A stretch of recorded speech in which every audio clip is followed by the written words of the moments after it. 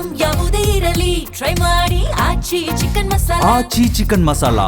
CLP ಸಭೆಯಲ್ಲಿ ಕಾಂಗ್ರೆಸ್ ಶಾಸಕರ ಮಧ್ಯೆ ಗಲಾಟೆ ಉಂಟಾಗಿದೆ. ನಾರಾಯಣಸ್ವಾಮಿ ಹಾಗೂ ರಾಜೇಗೌಡ ಪರಸ್ಪರ ಕಿತ್ತಾಟವನ್ನು ಮಾಡಿಕೊಂಡಿದ್ದಾರೆ. ರಾಜೇಂದ್ರ ಕುಮಾರ್ ಕಠಾರಿಯಾ ವಿಚಾರಕ್ಕೆ ಮಾತಿನ ಚಕಮಕಿ ನಡೆದಿದ್ದು ಜೋರಾದ ಗಲಾಟೆಯಾಗಿದೆ.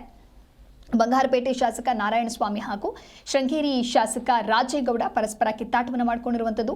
ಖಾಸಗಿ ಹೋಟೆಲ್ನಲ್ಲಿ ನಡೆದಂಥ ಸಿಎಲ್ಪಿ ಸಭೆಯಲ್ಲಿ ಶಾಸಕರಿಬ್ಬರ ನಡುವೆ ಮಾತಿನ ಚಕಮಕಿ ನಡೆದಿದೆ. ಕಂದಾಯ ಇಲಾಖೆಯ ಪ್ರಧಾನ ಕಾರ್ಯದರ್ಶಿ ರಾಜೇಂದ್ರ ಕುಮಾರ್ ಕಠಾರಿಯಾ ವಿರುದ್ಧ ಬಂಗಾರಪೇಟೆ ಶಾಸಕ ನಾರಾಯಣಸ್ವಾಮಿ ಕಿಡಿಕಾರಿದ್ದಾರೆ.